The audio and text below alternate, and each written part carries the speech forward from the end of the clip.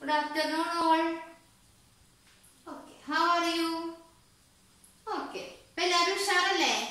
നമ്മൾ കഴിഞ്ഞ ക്ലാസ്സിൽ എടുത്തൊക്കെ പഠിച്ചു വന്നിട്ടുണ്ടാ? ഒരു വർക്കൊക്കെ തന്നിട്ടുണ്ടായിരുന്നു, അതൊക്കെ ചെയ്തിട്ടുണ്ടാ? Okay, very good. അപ്പൊ നമുക്ക് തുടങ്ങാം.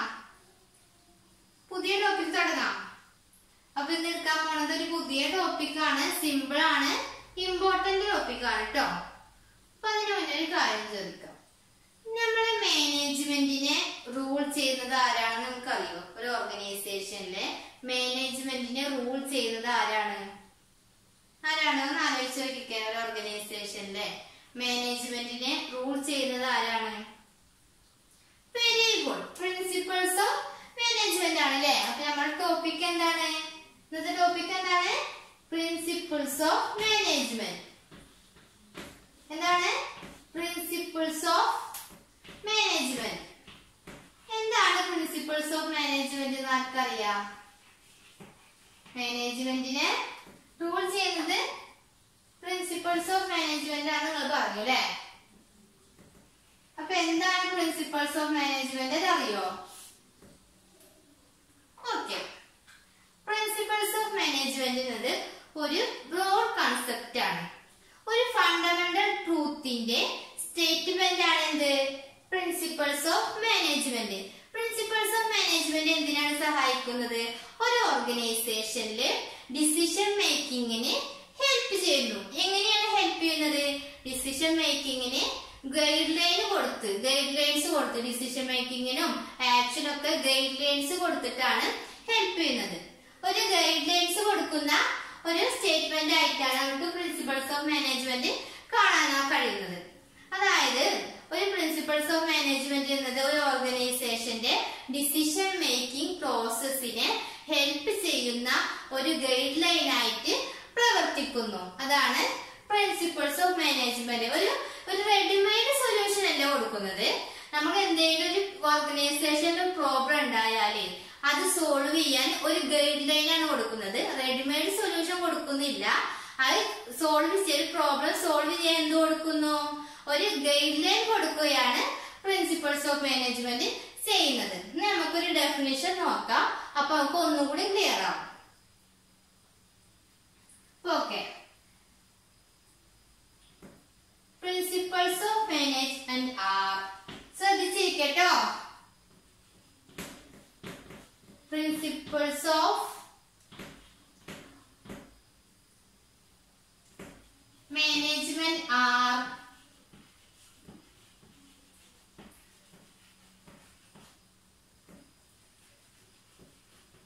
guiding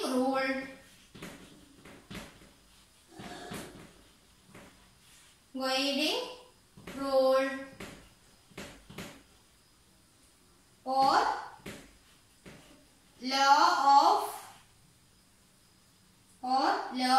law for managerial action. Law for managerial action. ഇത് ആരുടെ അഭിപ്രായത്തിലാണ് പറയുന്നത്? ഇത് ആരുടെ ഡെഫിനിഷൻ ആണ്? H.G. ഹിക്സിന്റെ അഭിപ്രായത്തിൽ. അതാണ് H.G. ഹിക്സ്. H.G. ഹിക്സിന്റെ അഭിപ്രായത്തില് പ്രിൻസിപ്പിൾസ് ഓഫ് മാനേജ്മെന്റ് എന്നാല് principles of management are guiding rule ആണ്. നമ്മൾ പറഞ്ഞ പോലെ ഗൈഡ് ചെയ്യുന്ന ഒരു റൂളാണ്. അതായത് സെറ്റ് ഓഫ് റൂൾ ആണ്. Or law for managerial action ആണ്. മാനേജീരിയൽ ആക്ഷന് വേണ്ടിയിട്ടുള്ള ലോ ആണ് എന്നാണ് പറയുന്നത് മാനേജ്മെന്റ് പ്രിൻസിപ്പിൾ എന്നാണ് H.G. ഹിക്സ് പറയുന്നത്. Principle of management are guiding rule or law for managerial action. അപ്പൊ ഒക്കെ ആയില്ലേ? സിമ്പിൾ ഡെഫിനിഷൻ ആണ് കേട്ടോ. അപ്പൊ അതൊന്ന് പഠിച്ചു വെക്കുക. ഓക്കെ, അപ്പൊ എന്താണ് പ്രിൻസിപ്പിൾസ് ഓഫ് മാനേജ്മെന്റ് നമുക്ക് മനസ്സിലായില്ലേ?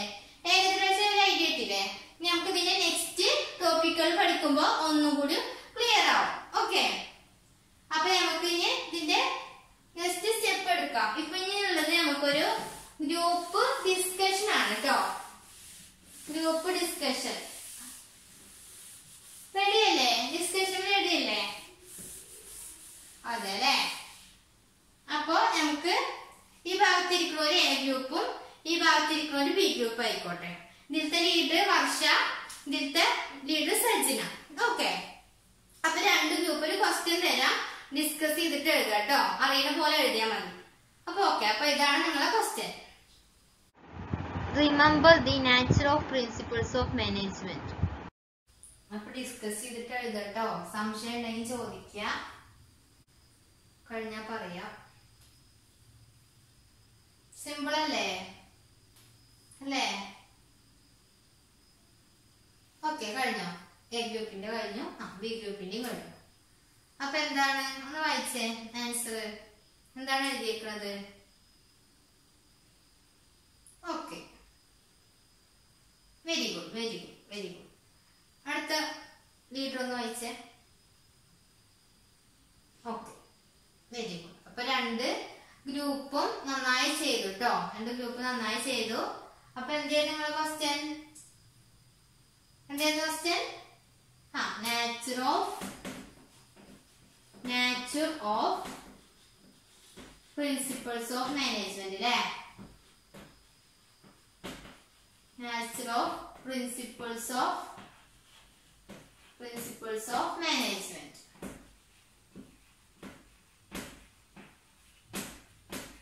Nature of principles of management.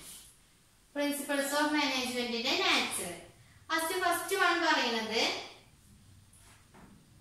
Universal applicability. Universal applicability. എന്താണ് യൂണിവേഴ്സൽ അപ്ലിക്കബിലിറ്റി പറയാൻ കാരണം? ഈ പ്രിൻസിപ്പിൾസ് ഓഫ് മാനേജ്മെന്റ് ഉള്ളത് ഏതൊരു ഓർഗനൈസേഷനിലും നമുക്ക് യൂസ് ചെയ്യാം, ഏതൊരു ഓർഗനൈസേഷനിലും അപ്ലൈ ചെയ്യാം.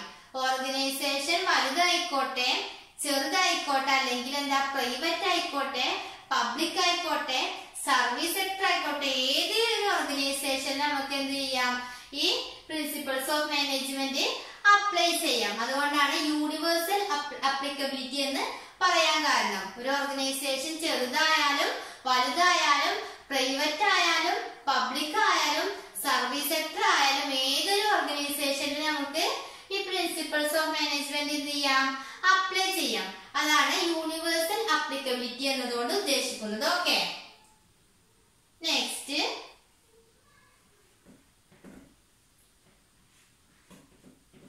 ഫ്ലെക്സിബിലിറ്റി.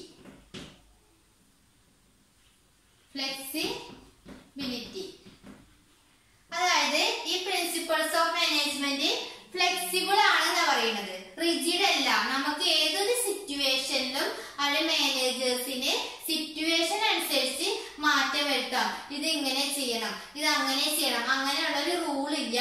സിറ്റുവേഷൻ അനുസരിച്ച് നമുക്ക് ചേഞ്ച് ചെയ്യാം. ഫ്ലെക്സിബിൾ ആണ്, റിജിഡ് അല്ല പ്രിൻസിപ്പിൾസ് ഓഫ് മാനേജ്മെന്റ് എന്നാണ് ഈ പോയിന്റോട് ഉദ്ദേശിക്കുന്നത്. എന്താണ്? റിജിഡ് അല്ല, ഫ്ലെക്സിബിൾ ആണ്. ഏതൊരു സിറ്റുവേഷൻ അനുസരിച്ചും മാറ്റം വരുത്താവുന്ന ഒന്നാണ് എന്ത്? Principles of management. ഓക്കെ, അപ്പൊ നെക്സ്റ്റ് വൺ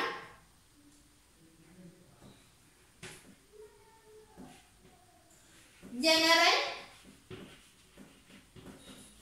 ഗൈഡ് ലൈൻ. എന്താണ് ജനറൽ ഗൈഡ് ലൈൻ? അതായത് പ്രിൻസിപ്പിൾസ് ഓഫ് മാനേജ്മെന്റ് എന്താണ്? ഒരു ജനറൽ ഗൈഡ് ലൈൻ ആണ്. അതായത് ഒരു റെഡിമെയ്ഡ് സൊല്യൂഷൻ അല്ല. ഒരു പ്രോബ്ലം വന്നാൽ, ഒരു ഓർഗനൈസേഷനിൽ ഒരു പ്രോബ്ലം വന്നാൽ അത് സോൾവ് ചെയ്യാൻ ഒരു ഗൈഡ് ലൈൻ കൊടുക്കാൻ മാത്രമാണ് എന്ത് പ്രിൻസിപ്പിൾസ് ഓഫ് മാനേജ്മെന്റിനോട് ഉദ്ദേശിക്കുന്നത്. പ്രിൻസിപ്പിൾസ് ഓഫ് മാനേജ്മെന്റ് ചെയ്യുന്നത് ഒരു റെഡിമെയ്ഡ് സൊല്യൂഷൻ അല്ല അത് കൊടുക്കുന്നത്. ഒരു സൊല്യൂഷൻ കാണാനുള്ള ഒരു എന്താണ് ഗൈഡ് ലൈൻ കൊടുക്കുക മാത്രമാണ് ചെയ്യുന്നത്. അതാണ് ഈ ജനറൽ ഗൈഡ് ലൈൻ എന്നാണ് ഉദ്ദേശിക്കുന്നത്. പ്രിൻസിപ്പിൾസ് ഓഫ് മാനേജ്മെന്റ് എന്താണ് കൊടുക്കുന്നത്? ജനറൽ ഗൈഡ് ലൈൻ ആണ് കൊടുക്കുന്നത്. ഒരു ആക്ഷന് വേണ്ടിയിട്ടോ ഒരു പ്രോബ്ലം സോൾവ് ചെയ്യാൻ വേണ്ടിയിട്ടോ ഒരു ഗൈഡ് ലൈൻ കൊടുക്കുക. Okay, next one formed by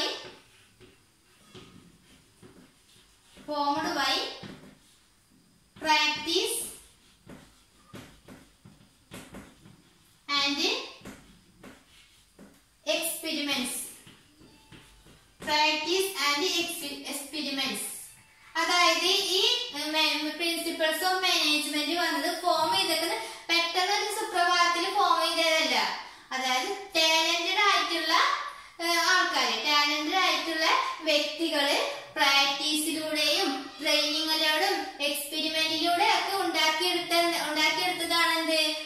principles of management പെട്ടെന്ന് ഉണ്ടായതല്ല. ടാലന്റഡ് ആയിട്ടുള്ള വ്യക്തികളെ പ്രാക്ടീസിലൂടെയും ട്രെയിനിങ്ങിലൂടെയും എക്സ്പെരിമെന്റിലൂടെ ഒക്കെ ഉണ്ടാക്കിയെടുത്തതാണ് എന്ത് പ്രിൻസിപ്പൾസ് ഓഫ് മാനേജ്മെന്റ്. ഓക്കെ അല്ലേ? Okay, next contingent. എന്താണ് contingent?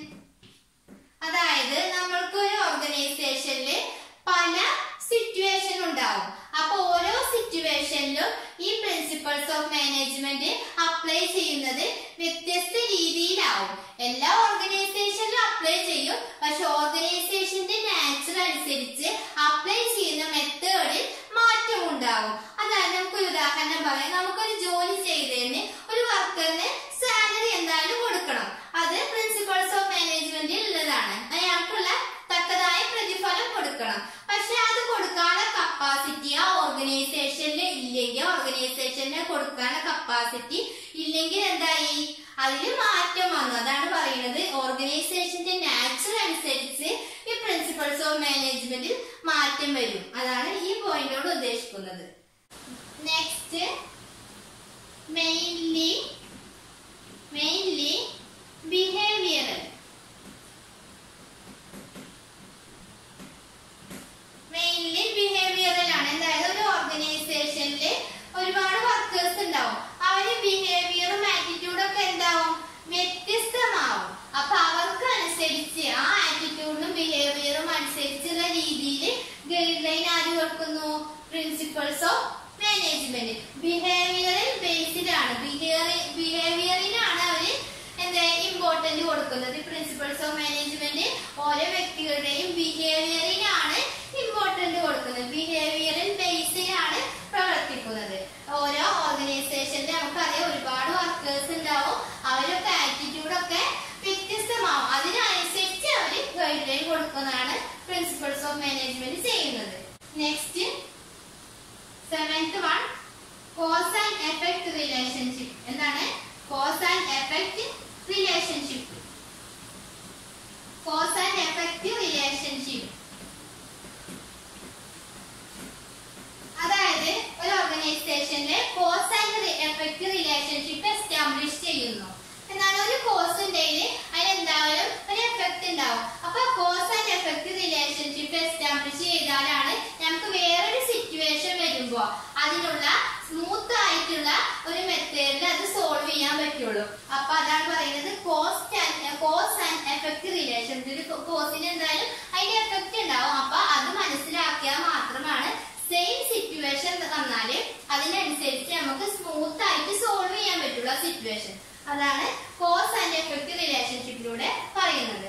Next and last one, equal importance. എന്താണ്? മാനേജ്മെന്റ് പ്രിൻസിപ്പൾസിനൊക്കെ ഈക്വൽ ഇമ്പോർട്ടൻസ് ആണ് കൊടുക്കുന്നത്. അത് ഒന്നിനോട് സുപ്പീരിയർ അല്ല, ഈക്വൽ ഇമ്പോർട്ടൻസ് ആണ് കൊടുക്കുന്നതാണ് ലാസ്റ്റ് പോയിന്റിലൂടെ പറയുന്നത്. അപ്പൊ നമുക്ക് മനസ്സിലായിട്ടില്ലേ? അപ്പൊ നമുക്ക് ഇന്നിട്ട് ഒന്നും കൂടി നോക്കാം. നമ്മള് പ്രിൻസിപ്പൾസ് ഓഫ് മാനേജ്മെന്റ് എന്താണെന്നാണ് പറഞ്ഞത് ആദ്യം. അതിന്റെ പ്രിൻസിപ്പൾസ് ഓഫ് മാനേജ്മെന്റ് പറഞ്ഞാല് ഒരു ബ്രോഡ് കൺസെപ്റ്റ് ആണ്. ഒരു സ്റ്റേറ്റ്മെന്റ് ഓഫ് ട്രൂത്ത് ആണെന്ന് പറഞ്ഞു. സ്റ്റേറ്റ്മെന്റ് ഓഫ് ട്രൂത്ത് ആണെന്ന് പറഞ്ഞു. പിന്നെ എന്താന്ന് പറഞ്ഞത്?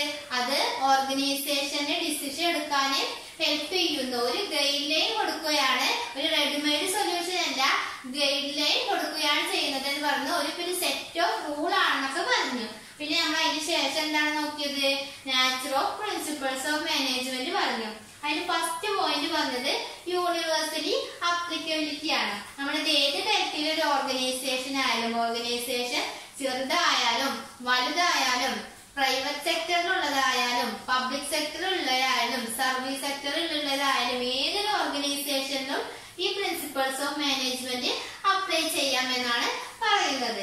നെക്സ്റ്റ് വൺ, ഇത് ഫ്ലെക്സിബിലിറ്റി ഉണ്ട്. ഇത് റിജിഡ് അല്ല. ഏതൊരു സാഹചര്യത്തിനനുസരിച്ചും ഇത് മാറ്റാൻ കഴിയും. ഇത് ഇങ്ങനെ ചെയ്യണം, ഇന്നതുപോലെ ചെയ്യണം എന്നൊന്നുമില്ല. റിജിഡ് അല്ല, ഫ്ലെക്സിബിൾ ആണ്. ഏതൊരു സിറ്റുവേഷൻ അനുസരിച്ചും നമുക്ക് മാറ്റാൻ പറ്റും എന്നാണ് പറയുന്നത്. Next one, general guideline ആണ്. ഇത് ഗൈഡ് ലൈൻ കൊടുക്കുകയാണ് ചെയ്യുന്നത്. ഒരു സൊല്യൂഷൻ കൊടുക്കുകയല്ല, റെഡിമെയ്ഡ് സൊല്യൂഷൻ കൊടുക്കുകയല്ല, ഒരു പ്രോബ്ലത്തിന് സോൾവ് ചെയ്യാനുള്ള ഗൈഡ് ലൈൻ കൊടുക്കുകയാണ് ചെയ്യുന്നത് എന്നാണ് പറയുന്നത്. Next one, formed by practice and experiment. ഇത് ഫോം ചെയ്തിരിക്കുന്നത് ഒരു സുപ്രഭാതത്തിൽ ഉണ്ടായതല്ല.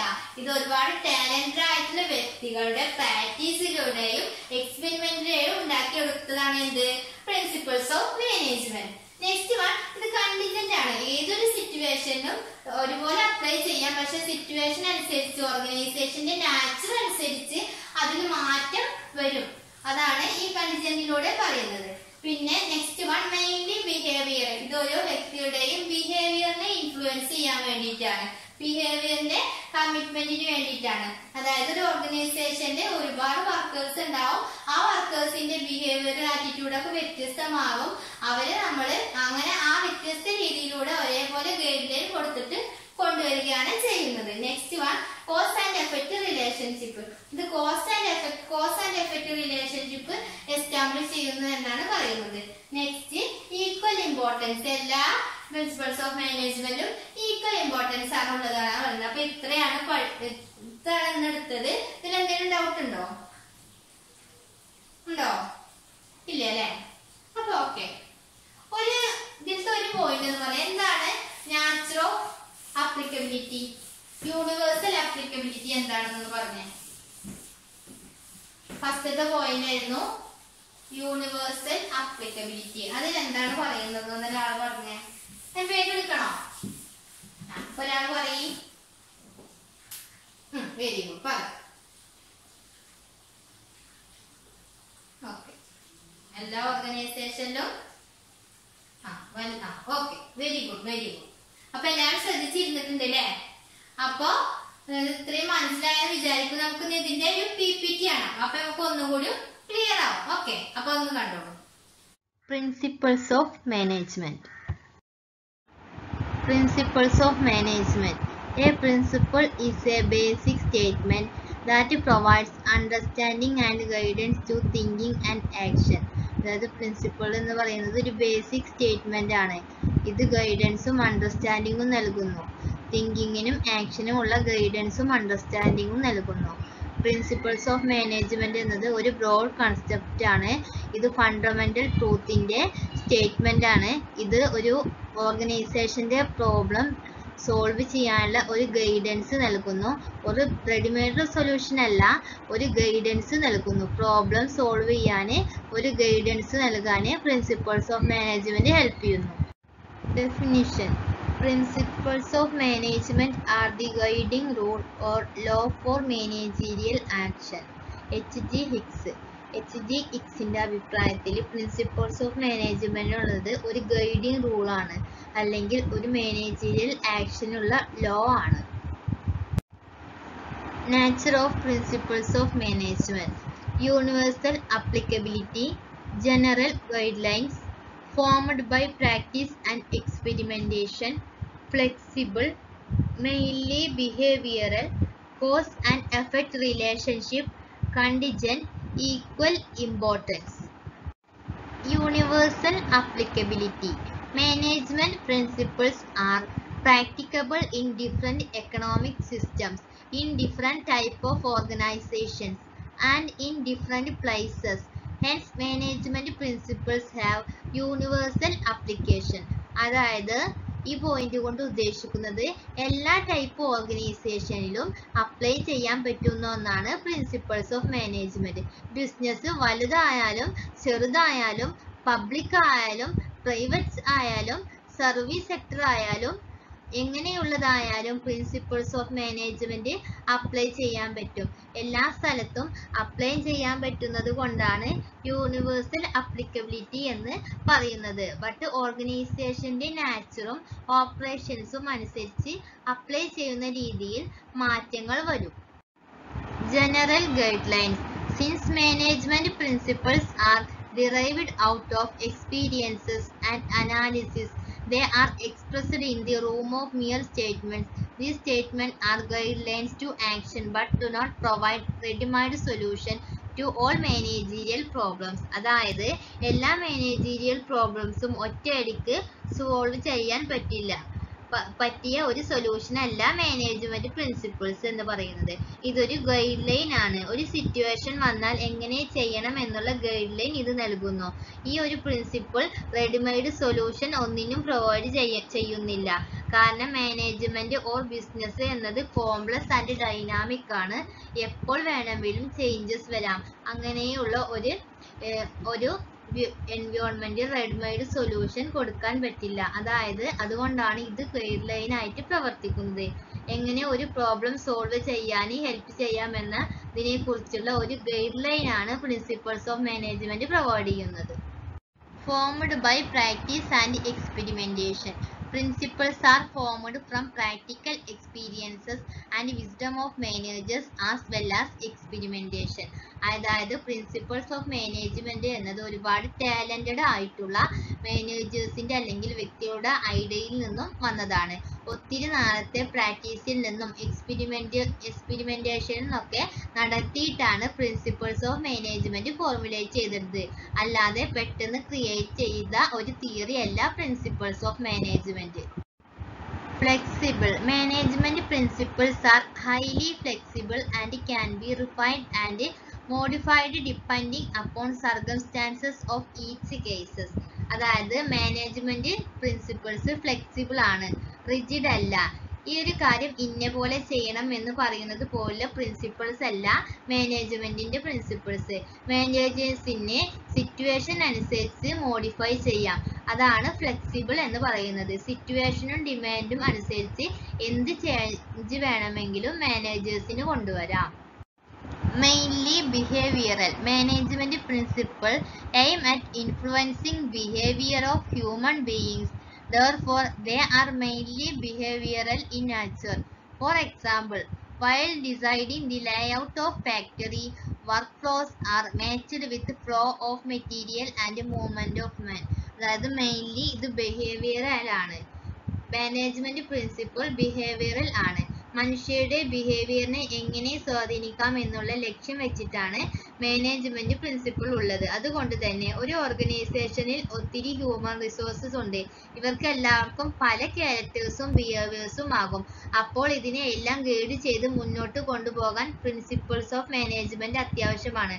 അതുകൊണ്ടാണ് ഹ്യൂമൻ ബിഹേവിയറിനെ എങ്ങനെ ഇൻഫ്ലുവൻസ് ചെയ്യാം എന്ന എയിമോ വെച്ചിട്ടാണ് ഇങ്ങനെ ഒരു മാനേജ്മെന്റ് പ്രിൻസിപ്പിൾ ക്രിയേറ്റ് ചെയ്തത്.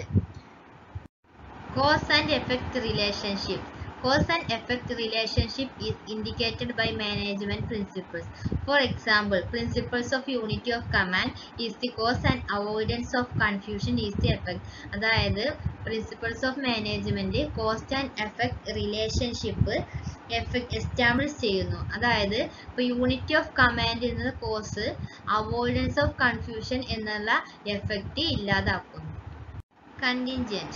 The application of management principles are contingent or dependent on the then prevailing situation and at a particular point of time. The manager, while applying the principle, has to modify them to suit the need or requirements of the situation. അതായത് situation അനുസരിച്ച് management principles apply ചെയ്യുന്നത് എപ്പോഴും മാറിക്കൊണ്ടിരിക്കും. ഒരു organisation എങ്ങനെ apply ചെയ്തു അതുപോലെയാവില്ല മറ്റൊരു ഓർഗനൈസേഷനിൽ അപ്ലൈ ചെയ്യുന്നത്. മാനേജ്മെന്റ് പ്രിൻസിപ്പിളിലുള്ള ഒരു കാര്യമാണ് employees fair and just remuneration. അതായത് ഫെയർ ആയിട്ടുള്ള ഒരു റെമ്യൂണറേഷൻ റിസീവ് ചെയ്യുക എന്നത് ഒരു എംപ്ലോയീസിന്റെ അവകാശമാണ്. അത് കൊടുക്കുക എന്നത് അവിടെ എംപ്ലോയറിന്, അതായത് ഓർഗനൈസേഷന്റെ ഉത്തരവാദിത്തമാണ്. അങ്ങനെ കൊടുക്കാനുള്ള കപ്പാസിറ്റി ആ ഓർഗനൈസേഷന് ഇല്ല എങ്കിൽ ഈ പ്രിൻസിപ്പിൾസ് അവിടുത്തെ സിറ്റുവേഷൻ അനുസരിച്ചിട്ട് മാറും. Equal importance. All management principles are equally important. No one is considered more superior to the other. അതായത് എല്ലാ മാനേജ്മെന്റ് പ്രിൻസിപ്പിൾസും ഈക്വലി ഇമ്പോർട്ടന്റ് ആണ്. ഒന്നിന് മറ്റൊന്നിനേക്കാൾ പ്രാധാന്യം കൊടുക്കുന്നില്ല. അപ്പൊ ഇതിന്റെ PPT കണ്ടപ്പോ ഒന്നുകൂടി ക്ലിയർ ആയില്ലേ? ഓക്കെ, അപ്പൊ നമുക്ക് ക്ലാസ് ഇവിടെ അവസാനിപ്പിക്കാം അല്ലേ? ഓക്കെ, അപ്പൊ നമുക്കൊരു വർക്ക് ഉണ്ട് നാളേക്ക്. നാളെ വരുമ്പോ ഇതിന്റെ ഒരു ഷോർട്ട് നോട്ട് എഴുതിയിട്ട് വരണം. നമ്മൾ പ്രിൻസിപ്പിൾസ് ഓഫ് മാനേജ്മെന്റിനെ കുറിച്ച് പറഞ്ഞു, അതിന്റെ ഡെഫിനിഷൻ പറഞ്ഞു, അതിന്റെ നാച്ചർ പറഞ്ഞു. അപ്പൊ ഇതിനെ കുറിച്ചിട്ട് എന്ത് എഴുതി വരണം? ഒരു ഷോർട്ട് നോട്ട് നാളെ വരുമ്പോ എഴുതി വരണം. പിന്നെ മാത്രമല്ല എടുത്ത ഭാഗങ്ങളൊക്കെ നന്നായിട്ട് റീഡ് ചെയ്ത് തരണം കേട്ടോ. ഓക്കെ, ഇത് ഇമ്പോർട്ടന്റ് ചാപ്റ്റർ ആണ്. എക്സാമിന് ചോദിക്കാൻ സാധ്യതയുള്ള ഒരു ഭാഗമാണ് കേട്ടോ ഇത്. അപ്പൊ എല്ലാവരും നന്നായിട്ട് വായിക്കുക, വർക്കൊക്കെ ചെയ്തിട്ട് വരിക. ഓക്കെ, അപ്പൊ നെക്സ്റ്റ് ടോപ്പിക്ക് നെക്സ്റ്റ് ക്ലാസ്സിൽ എടുക്കാം. അപ്പൊ ഓക്കെ, താങ്ക് യു.